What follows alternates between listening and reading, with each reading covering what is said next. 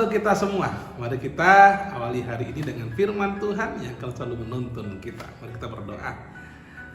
Damai sejahtera Allah yang melampaui segala akal, itulah yang memelihara hati dan pikiran saudara-saudara sekalian dalam Kristus Yesus Tuhan kita. Amin. Firman Tuhan untuk kita pada hari ini,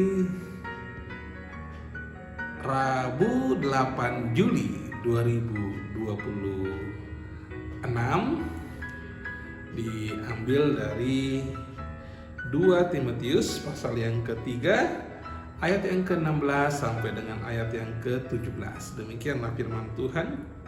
Segala tulisan yang diilhamkan Allah memang bermanfaat untuk mengajar, untuk menyatakan kesalahan, untuk memperbaiki kelakuan, dan untuk mendidik orang dalam kebenaran. Dengan demikian, tiap-tiap manusia kepunyaan Allah diperlengkapi untuk setiap perbuatan baik. Saudara-saudara yang terkasih dalam Yesus Kristus, kita yang telah diselamatkan, kita yang telah ditebus, seharusnya berbeda dengan orang-orang yang belum mengenal Kristus. Oleh karena itu, kita juga harus menjadi garam dan terang dunia, dan juga menjadi berkat bagi setiap orang di tengah-tengah dunia ini. Untuk menjadi berkat untuk segala perbuatan baik yang kita lakukan, maka kita butuh penuntun. Apa itu? Penuntun kita adalah firman Tuhan. Kalau dalam kitab Mazmur dikatakan, firman-Mu adalah pelita bagi kakiku dan terang bagi jalanku. Karena memang firman Tuhan itu bermanfaat untuk apa? Untuk mengajar, untuk menyatakan kesalahan, untuk memperbaiki kelakuan, dan untuk mendidik orang dalam kebenaran. Firman Tuhan itu diilhamkan Allah kepada setiap orang, setiap para penulis firman Tuhan. Mereka diilhamkan Allah, dan kemudian jadilah Alkitab seperti yang kita baca hari ini. Oleh karena itulah, sebagai penuntun hidup kita dalam untuk menjadi berkat, maka kita harus siap untuk dibentuk, kita harus siap untuk dituntun, kita harus siap untuk dibimbing.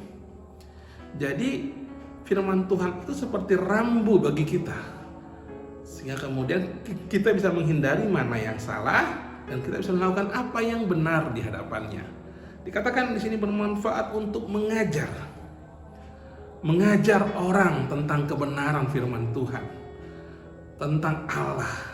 Kemudian juga di sini mendidik orang dalam kebenaran. Ketika kita belajar tentang kebenaran firman Tuhan, kita belajar tentang Trinitas, kita belajar tentang keselamatan yang hanya datang dari Tuhan Yesus, maka kita juga dididik untuk hidup dalam kebenaran itu, sehingga kita nggak sama dengan orang-orang yang belum mengenal Kristus. Oleh karena itu kita harus siap untuk diperbaiki. Nah, sebelum kita diperbaiki, maka kita dikatakan dulu untuk menyatakan kesalahan. Kita harus siap mengakui kesalahan-kesalahan kita. Dan firman Tuhan penuh dengan kebenaran firman, sehingga kita bisa menjadi cermin bagi kita. Firman itu menjadi cermin apa yang salah dalam hidup kita. Bapak Ibu yang terkasih, saya teringat dengan seorang pejabat. Waktu itu saya khotbah, dan dalam khotbah itu saya katakan, siapa yang meninggikan dirinya akan direndahkan, dan siapa yang merendahkan dirinya dia akan ditinggikan. Artinya bahwa orang itu nggak terima, karena memang firman Tuhan itu kemudian kena ke dirinya. Ketika dia di gereja, dia ingin dihormati, dia ingin bangku yang terdepan, dia ingin segala sesuatunya menyalam dia ingin segala sesuatunya itu melihat dia. Tapi ketika kemudian dia kena dengan ayat itu, dia sepertinya tidak suka dengan saya. Ya sudah, tidak apa-apa. Karena kenapa? Saya menyatakan firman Tuhan bahwa siapa yang meninggikan diri, dia akan direndahkan. Tapi itu, kalaupun dia sadar, seharusnya juga dia mau menyatakan, dia mau mengakui kesalahannya. Ada pertobatan. Itulah mengapa kemudian di sini katakan untuk memperbaiki kelakuan, sehingga kelakuan-kelakuan yang tidak sesuai dengan Tuhan itu diperbaiki agar hidup kita sesuai dengan firman Tuhan. Ketika saya pernah berkhotbah sekali lagi waktu itu adalah soal pernikahan, kudusnya pernikahan. Saya mengatakan bahwa apa yang telah ditetapkan oleh Allah tidak boleh dipisahkan oleh manusia. Lalu kemudian ada seorang ibu yang kemudian menyatakan dia menangis mendengar firman itu karena kenapa? Karena dia kemudian datang kepada saya, dia mengakui kesalahannya. Dia mengakui bahwa memang dialah yang membuat anaknya itu bercerai. Dia ingin anaknya bercerai karena tidak ada anak laki-laki di sana. Dan dia akhirnya sadar dan dia memperbaiki semuanya. Itulah firman Tuhan itu. Dia berkuasa. Kan kalau kata Tuhan, ketika firman-Ku itu keluar dari mulutku, dia tidak akan kembali dengan sia-sia. Oleh karena itu imani, lalu peliharalah firman itu dalam hati kita dan lakukanlah firman itu, sehingga kita akan menjadi orang yang bijak, yang akan mendirikan rumahnya di atas batu. Datang pun badai, datang pun hujan segala macam tidak akan menghancurkan rumah itu.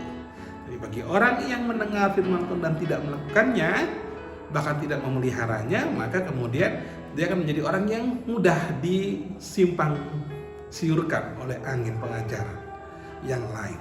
Oleh karena itu saudara-saudara yang terkasih dalam Yesus Kristus, mari kita menjadi orang-orang yang terberkati dengan mau dituntun oleh firman Tuhan. Mari saat ini kita melangkah di hari ini dengan sukacita, biarlah firman itu yang menghidupi kita.